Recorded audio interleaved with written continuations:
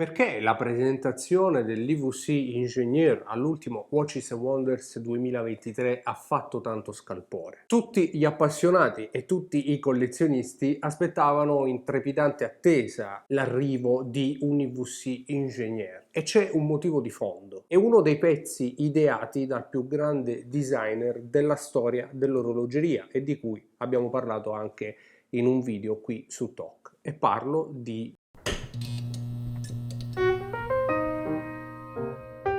Benvenuti su Talk, dove parliamo di orologi straordinari e la storia degli uomini che hanno compiuto grandi imprese con i loro orologi al polso. Se non lo avete ancora fatto, vi chiedo di iscrivervi al canale, è totalmente gratuito, a voi non costa nulla, a noi invece fa una grande differenza e ci aiutate a portare sempre nuovi contenuti e nuove storie da raccontarvi. Grazie e continuiamo con il nostro video. Insomma, IWC Engineer, appena presentato a Watches and Wonders 2023, ha fatto un po' storcere il naso ai collezionisti e adesso vi spiegherò perché, ed è stato disegnato originariamente negli anni 70 da Gerald Genta, un designer industriale italo-svizzero che ha fatto dei suoi disegni e del suo stile il punto di forza delle maison più grandi dell'orologeria. Pensate che case come Audemars Piguet e Patek Philippe vanno avanti ancora oggi grazie a due soli disegni del maestro. In particolare, come sapete, parliamo del Royal Oak di Audemars Piguet, disegnato da Genta in una notte tra il 10 e l'11 aprile del 1970, e il Nautilus per Patek Philippe, disegnato successivamente. Gerald Genta però, come abbiamo già raccontato, non si è limitato soltanto a questi due orologi, ne ha disegnati altri, e ancora prima di interpretare la propria idea con quelle famosissime linee che ormai chiamiamo gentiane, e cioè degli orologi in acciaio con bracciale integrato, lavorava già nel mondo dell'orologeria, aveva già disegnato altro, soprattutto negli anni 50 e 60,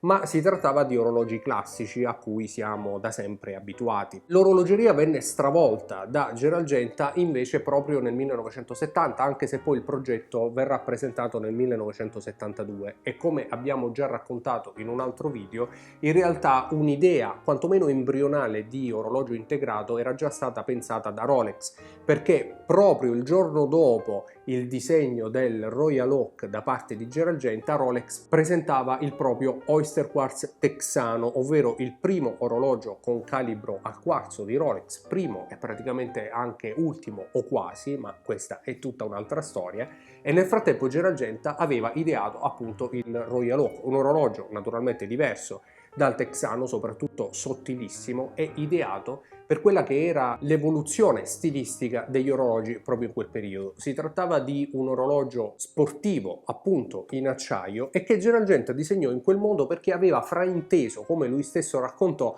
le parole del CEO di Audemars Piguet, che secondo Genta voleva un orologio estremamente impermeabile, e quindi disegnò il Royal Oak con la sua famosa lunetta ottagonale fissata al fondello nella cassa monoblocco da delle viti che attraversavano tutto l'orologio. Insomma, frutto di un fraintendimento, perché in realtà il CEO di Audemars Piguet con l'impermeabilità non voleva averci nulla a che fare, o quasi. Eppure quello stile è diventato tanto iconico da fare la fortuna di Audemars Piguet, così come abbiamo detto il Nautilus farà la fortuna di Patek Philippe fino ad oggi. Ebbene, in tutto questo anche IWC ha goduto dei disegni di Gerald Genta, proprio con il suo Engineer.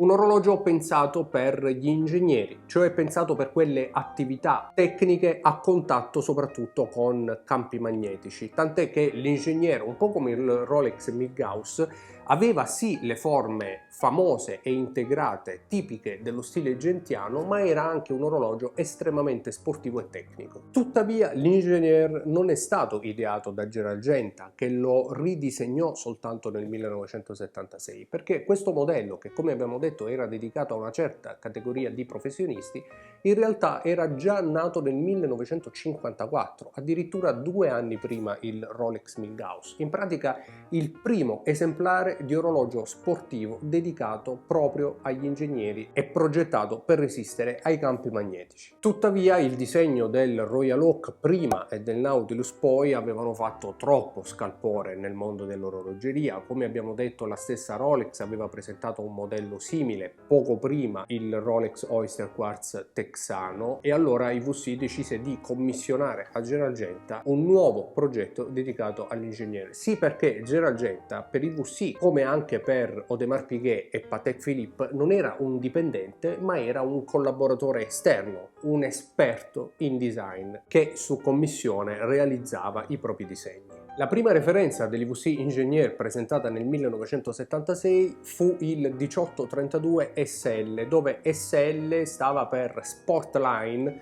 che poi divenne Steel Line, ovvero linea in acciaio, quando l'IWC Ingenieur venne presentato anche in metalli preziosi. Era un orologio dal grande carattere sportivo e qualcuno lo definisce maschile. Era un orologio grande, tecnico e robusto. Grande perché, nonostante fossero gli anni 70, Geralgenta aveva già un'idea molto moderna dell'orologeria, tant'è che disegnò un 40 mm, così come poco prima aveva disegnato Royal Oak e Nautilus da 39 e 38 mm. Eppure, nonostante fosse figlio del grande genio di Geralgenta, l'IWC Ingenieur ha sempre subito un po' lo scotto di essere il fratello minore di Royal Oak e Nautilus, un po' perché IWC non ha mai goduto della storia e del blasone delle altre due svizzere, e questo insomma credo che sia da tutti riconosciuto, ma anche perché, a differenza di Royal Oak e Nautilus, l'Ingenieur non ha mai avuto un prosieguo fino ad oggi, fino ai tempi moderni, ed è questo il motivo per cui la sua presentazione a Watches and Wonders 2023 ha fatto tanto scalpore. Da tanti anni aspettavamo un nuovo IWC Ingenieur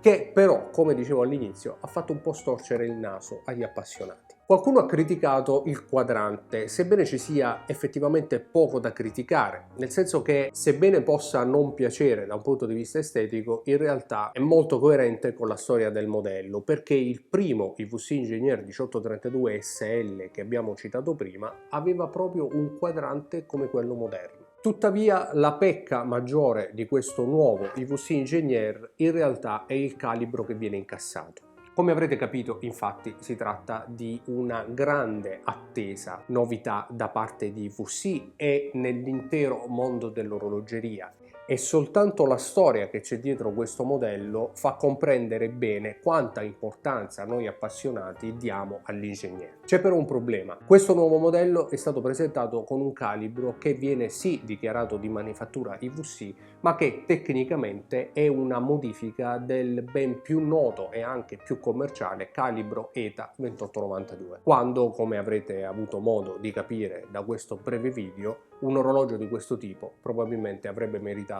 un calibro tutto nuovo di manifattura esclusiva IWC. E questo sia un problema o meno sarà la storia a dircelo. Dal mio punto di vista è comunque un orologio che riapre le danze per IWC e che mi piacerebbe tantissimo avere in collezione, sebbene il listino sia abbastanza proibitivo, 13.000 euro. Naturalmente, dopo questo breve excursus storico su questo modello, mi piacerebbe sapere che cosa ne pensate e mi piacerebbe parlarne con voi nei commenti.